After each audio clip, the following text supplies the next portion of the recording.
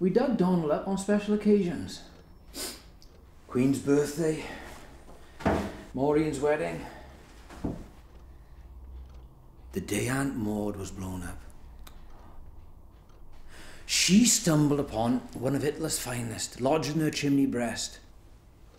Her picture was in the Herald.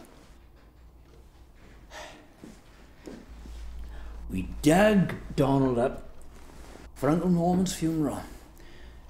It seemed fitting and proper, the right thing to do.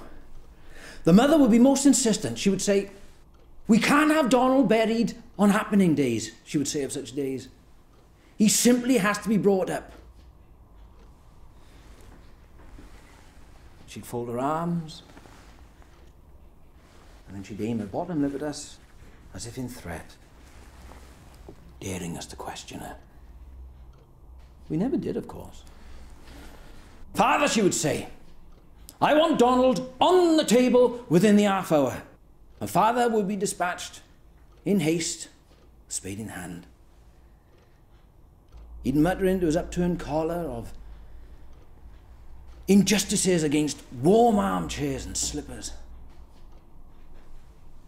But they were quiet mutterings, beyond the bat-like hearing of the mother.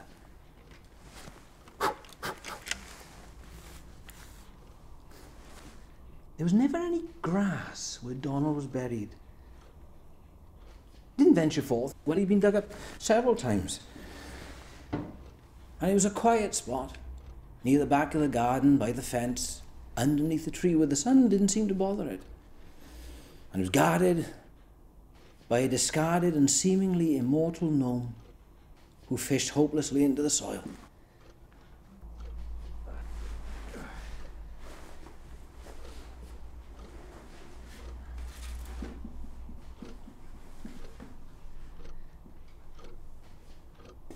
A single stone stood against the passage of time.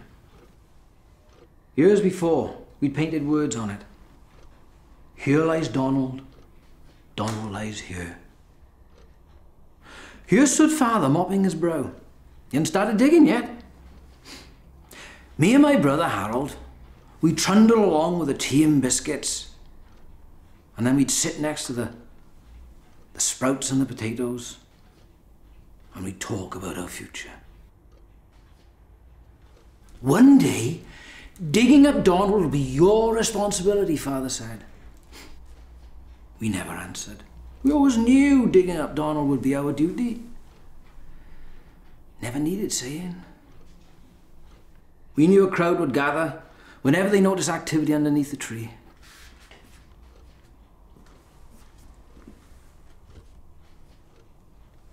Word of Father being dispatched with spade in hand never took long to spread.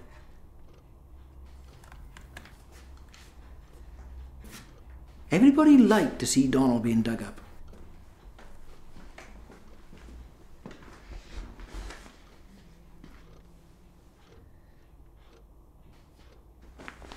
"Morning, Mr Abershaw," said Mr Cripps, as he peered precariously over the fence.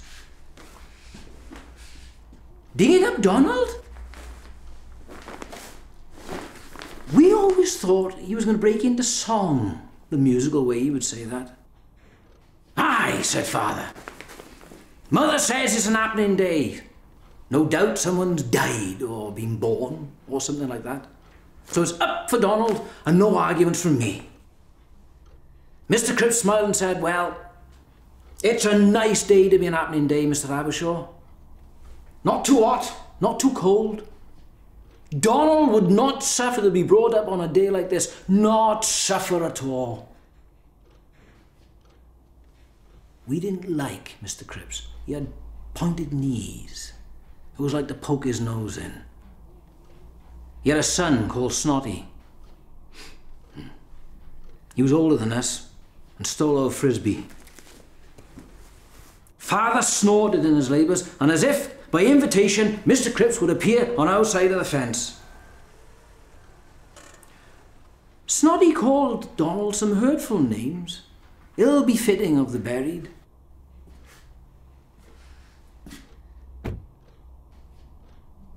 A neat hole at Father's feet, and a mound of earth on his Wellingtons. And that meant one thing.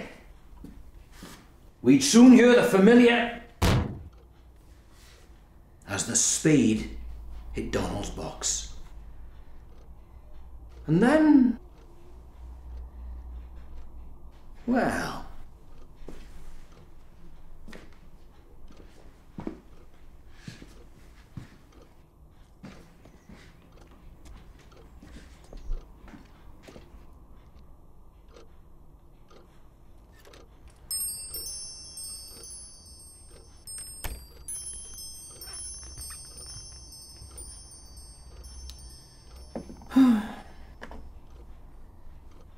happening day, is it, Mr Abershaw? Said Mrs Almond, stood paused in her back door. Her ankles were lost to a flurry of shopping. Festooned she was, in a bulging tent dress of flowery linen. Now we really disliked Mrs Almond because she had chins to spare, and she'd waggle them at us whenever we kicked our football into her garden. Aye, said Father, it is. Mother says so, and so it must be. And he went back to his digging, as was his lot. Well, don't you go bringing Donald up until I'm back, because I haven't seen him in, oh, such a long time.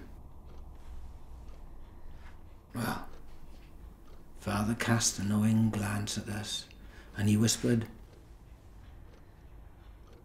since the first time we dug Donald up, I've never known Mrs Almond miss a single time.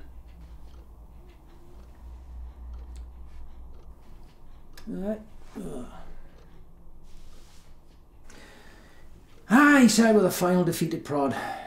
There's not much gets past Mrs Almond. The woman has a nose for the buried. And Mrs Almond set her ample frame next to me, and then we were joined by Mr Grimm, the undertaker, from number 73. And then Constable Bennett stopped off.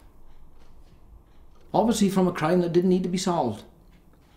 And then there was Mrs Wiggins, who we thought was dead. Then there was the man with the limp, and the dog that went up and down when it walked. From whence he came or where he went, no one dared ask. And then came Mr Lumpkin the mayor.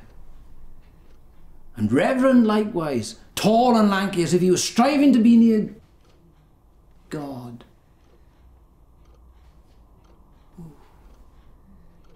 Even Mr Phipps came with his guide dog, Deaf Ben.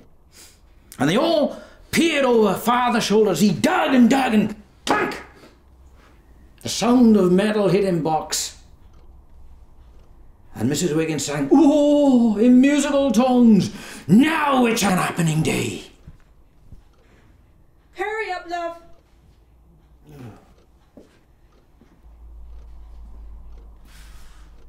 Careful, Mr Abershaw, cried Mr Cripps, as Father made his way to Donald's earthly home.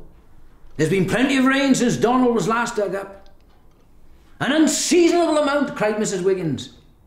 And no one argued. Old folk know a lot about the weather. So how's Donald? Age seems to defy Donald.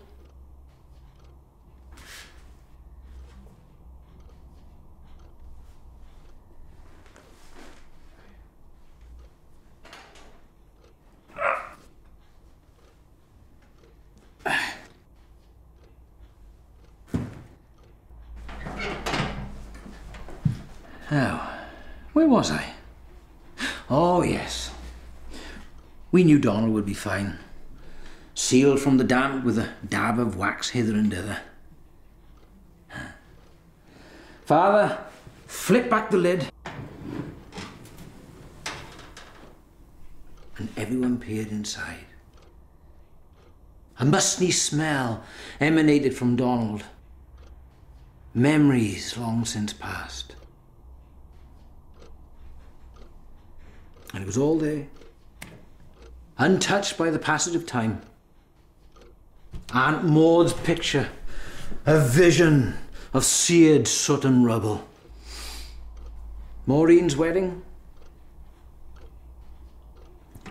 and Mother's souvenir Queen's coronation mug and coin.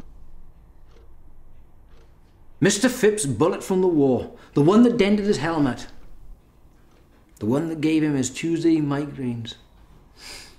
And all nestled in with Mrs. Wiggins' late husband's artificial leg.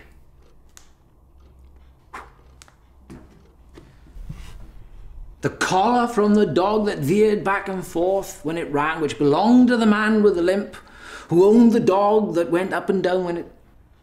well, before he was born. The man with the limp. I wonder what happened to him. Oh, hurry up. You haven't forgotten Stacey's wedding already. And there was Constable Bennett's missing evidence. He'd slipped this into Don when he thought no one else was watching. But we all knew about his cousin's speeding offence. One day, began Father, addressing the gathering reverently, future generations will marvel at this record of our lives. These memories will tell them exactly what sort of people we were. And everyone agreed, except me. Curiosity got the better of me. I dropped a clanger.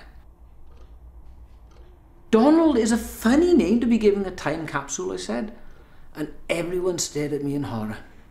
Now, lad, Father waved a digit at me. Everybody's planting memories for the future, and you know it was Uncle Norman's dying wish for his time capsule to be named Donald. He turned and he made silent, exaggerated mouthings to Mrs. Wiggins. He was a bit confused, he said. Uncle Norman, he liked to call everything Donald, bless him. Mrs. Wiggins nodded and smiled, but without her reading spectacles, she couldn't hear silent mind words too well. The limo's in an hour. We liked Uncle Norman. He played football with us. He used to kick the football into Mrs. Almond's garden so that we could see her chins for free.